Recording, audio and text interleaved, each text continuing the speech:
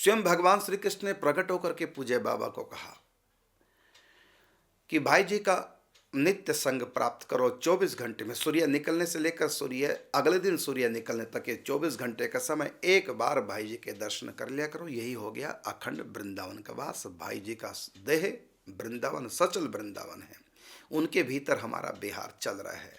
आप अखंड वृंदावन का वास करना चाहें तो अखंड भाई जी का के साथ रहने का संकल्प लें। और ये सब बात करके फिर भाई जी से बात की तो भाई जी ने एक बार तो ना की, क्योंकि जब खूंटे को गाड़ते हैं ना गाय भैंस बांधने के लिए, तो गाड़ते जब उसको तो थोड़ा सा हिला के देखते हैं अभी हिल रहा है, फिर उसको ठोकते अच्छी तरह से और फिर देखते हैं हिला करके, फिर पता चलता कि अब हिल नहीं रहा, अब ठीक। तो इस प्रकार ठोक बजा कर भाई जी देख रहे हैं, इसलिए ना करें, नहीं नहीं ऐसा नहीं। और लेकिन अंत में भाई जी स्वीकार करते हैं। और बाबा की इच्छा थी, क्योंकि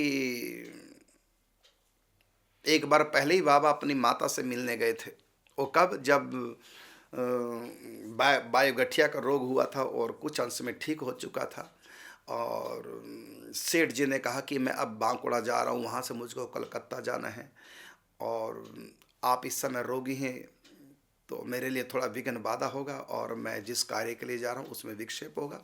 और इस स्थिति में प्रवास काल में आप मेरे संग जा भी नहीं पाएंगे, क्योंकि आपको गठी है। तो आप बताइए मैं आपका कहाँ का टिकट कटाऊँ, क्योंकि जब तक गीता तत्व बेचने का कार्य संपन्न ना हो जाए, पूर्ण टीका ना लिखी जाए, तब तक सेठ जी के साथ पूज्य बाबा को रहना है गीता तत्व बेचने टीका का कार्य कराने के लिए। लेकिन बाबा बीमार हैं और बीच में सेठ जी को जाना पड़ा बांकुड़ा अपनी फैक्ट्री में, और उसके बाद कलकत्ता व्यवस्था के लिए। तो इस प्रवास काल में अपने साथ नहीं रख सकते, इसलिए थोड़े समय के लिए गीता तत्व बेचने पे कार्य स्थगित कर दिया गया।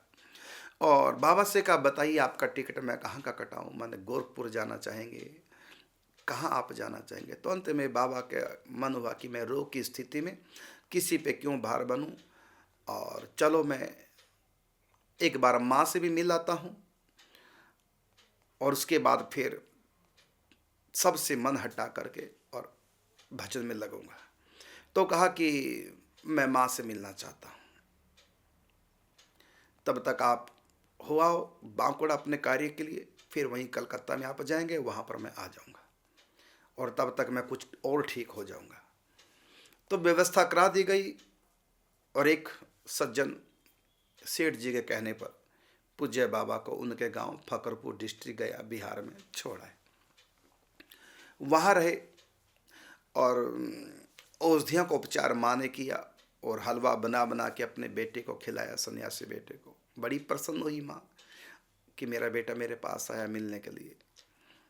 और माँ से कह भी दिया था मैं थोड़े समय के लिए आया हूँ, घुटनों में थोड़ा दर्द है, औषधि उपचार करूँगा, उसके बाद चला जाऊँगा। फिर माँ ने हलवा खिला खिला करके और आयुर्वेदिक पद्धति से जो भी बना उपचार कराया और ठीक हो गए बाबा। उसके बाद बाबा जाने लगे, माँ रोने लगी। तो उस समय बाबा ने इशारे से कहा कोई बात नहीं फिर मिलेंगे। और पता चला कि इस समय सेठ जी कलकत्ता में है, तो वहाँ पहुँच गए आप, व्यवस्था हो गई। पटना तक छोड़ाया गया, वहाँ से टिकट लिया, ट्रेन से पहुँच गए कलकत्ता। अब माँ प्रतीक्षा करती है कि बहुत दिन हो गए पुत्र को मिले हुए, आए नहीं। तो न जाने बाबा के मन में भी एक ख्याल आया कि ठाकुर जी ने कहा कि अखंड वृंदावन का वास क्षेत्र संन्यास लेना है तो निरंतर भाई जी के साथ रहो, 24 घंटे में एक बार कम से कम उनके दर्शन हो जाएं। अब बाबा को हुआ कि मैं कभी माँ से मिल नहीं पाऊंगा, और क्योंकि मैं आजीवन व्रत ले रहा हूँ, संकल्प कर रहा हूँ भाई जी का संग करने का। जब मैं कभी भाई जी को छोड़ नहीं पाऊंगा तो इसका मतलब मैं माँ से भी मिल नहीं पाऊंगा। ऐसा नहीं कि बाबा को कोई मोह ममता है, ऐसा नहीं, बाबा तो इन सबसे ऊपर उठ चुके हैं। लेकिन उनको है कि एक बार मैं माँ से मिलाऊं और माँ को थोड़ा सा ज्ञान भी दिया जिससे कि वो व्याकुल ना हो। ये मोह ममता के कारण से नहीं माँ से मिलना चाह रहे हैं कि उनका मन था, बाबा का कोई मन नहीं था, केवल माँ के लिए। और फिर कोई भी सन्यासी क्यों ना हो जाए, अपनी माँ की सेवा करने का सन्यासी को भी अधिकार है। पत्नी बच्चों से सन्यास लिया जाता है, माता पिता से नहीं। आदि गुरु शंकराचार्य भी अपनी माँ की इच्छा पूरी करते हैं और संन्यास धर्म के विरुद्ध उन्होंने एक आचरण भी किया हुआ है कि सन्यासी अग्नि को जलाता नहीं, अग्नि का स्पर्श नहीं करता। लेकिन माँ को वचन दिया था जब सन्यासी बने थे, तो माँ ने कहा था आदि गुरु शंकराचार्य जी को कि बेटा शंकर, तुम जा रहे हो सन्यास लेकर के, मेरी एक इच्छा है कि मृत्यु के समय एक बार तुम मेरे सामने आओगे, मैं तुमको देख करके प्राण छोड़ दूंगी शांति से। तो आदि गुरु शंकराचार्य जी ने भी माँ को वचन दिया था, ठीक है माँ, आपकी मृत्यु के समय मैं अवश्य आपके पास आऊँगा। माँ को प्रणाम किया, माँ का आशीर्वाद लेकर के निकल पड़े और सनातन धर्म का प्रचार प्रसार किया। और जब माँ की अंतिम स्थिति थी तो आप ज्ञानी तो थे, योगी भी थे, तो योग सिद्धि आपके पास थी। योग सिद्धि के बल पर आप कई प्रकार की योग सिद्धियाँ आपने अपने जीवन में दिखाई भी है। परकाया प्रवेश भी आप जानते थे, दूसरे के शरीर में प्रवेश कर जाना, और सूक्ष्म देह से आकाशचारी भी आप हो गए थे। रिद्धियाँ सिद्धियाँ आपके पास आ चुकी थी और आपको भगवान शिव का अवतार भी माना जाता है।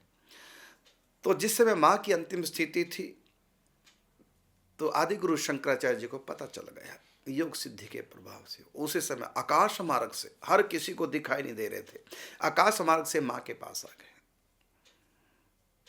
तो माँ ने अपने पुत्र सन्यासी आदि गुरु शंकराचार्य जी के को देखते हुए और फिर भजे भजे कमंडनम समस्त पाप खंडनम सुभक्त चित्त रंजनम सदैव नंद नंदनम, भगवान श्री कृष्ण की स्तुति करते हुए अपने पुत्र के सामने ही अपना सिर छोड़ देती हैं और फिर अपनी माता का अग्नि संस्कार किया आदि गुरु शंकराचार्य ने। जबकि ये संन्यास धर्म के विरुद्ध है। सन्यासी तो भगवान की आरती के लिए ज्योत भी नहीं जला सकता, सन्यासी चूल्हा नहीं जला सकता अपने रोटी बनाने के लिए, यहाँ तक कि सन्यासी अपनी कुटिया में झाड़ू भी नहीं लगा सकता। ये सब सन्यासी को के लिए निषेध किए गए। लेकिन शास्त्र के निषेध आज्ञा का भी ध्यान नहीं किया। यह है माता के पिता के प्रति बच्चे का कर्तव्य, हमारे शास्त्र कहते हैं। तो शंकराचार्य जी, आदि गुरु शंकराचार्य जी भी अपनी माता के पास आए थे। तो यहाँ पर बाबा जो माँ से मिलने का मन बना रहे हैं, इसलिए नहीं कि उनकी स्वयं की इच्छा है कि मैं माँ से मिला हूँ, बल्कि माँ की इच्छा है कि मैं एक बार अपने पुत्र को मिलूँ। और ये माँ का भाव पूज्य बाबा के अंतःकरण में प्रतिबिंबित हो गया। इसलिए कहा था कि एक बार मैं माँ से मिला और उसके बाद फिर कभी मिल भी नहीं पाऊंगा, क्योंकि आजीवन भाई जी के संग रहने का मैं व्रत ले रहा हूँ। तो एक बार माँ से मिलाता हूँ। व्यवस्था कर दी गई और पहुँच गए फकरपुर डिस्ट्रिक्ट गया, बिहार में अपनी माता के पास। जो ही द्वार में प्रवेश किया तो उससे पहले माँ के पास एक व्यक्ति ने समाचार दे दिया कि आपका पुत्र चक्कर आ रहा, चक्करधर आ रहा है। पूज्य श्री राधा बाबा का नाम बचपन का है चक्रधर मिश्र। सेठ जी तो चक्रधर स्वामी कहते थे और माँ चक्रा कहती थी। तो किसने आके कह दिया कि मैया देख तुम्हारा चक्रा आ गया है, सन्यासी भेष में। भीतर से सुनते माँ एकदम भागी सी, यद्यपि वृद्ध थी लेकिन फिर भी एकदम जैसे जवानी आ गई हो, शरीर में करंट आ गया है। तुरंत आंगन में भागी भीतर से, मेरा चक्कर आ गया, मेरा चक्कर आ गया। और जहीं आगे बढ़ी तो सामने पूज्य बाबा। अपने पुत्र के विरह में रोते रोते माता को दिखना भी बहुत कम हो गया था। 22 वर्ष की अवस्था में अपनी पत्नी को छोड़ करके संन्यास ले लिया। एक तो माँ को यही था कि इस आयु में संन्यास लिया, ये घोर कलयुग है, निभ पाएगा कि नहीं ये उम्र। और दूसरा घर में पूज्य बाबा की धर्म पत्नी, उनका जीवन, ये उम्र देखो। चलो पुत्र तो सन्यासी भाव का तो सन्यास ले लिया, लेकिन ये तो सन्यासिनी नहीं है, छोटी सी आयु की। अब ये घर में रह के सन्यासियों का जीवन जिएगी। तो माँ को थोड़ा दुख तो था ही।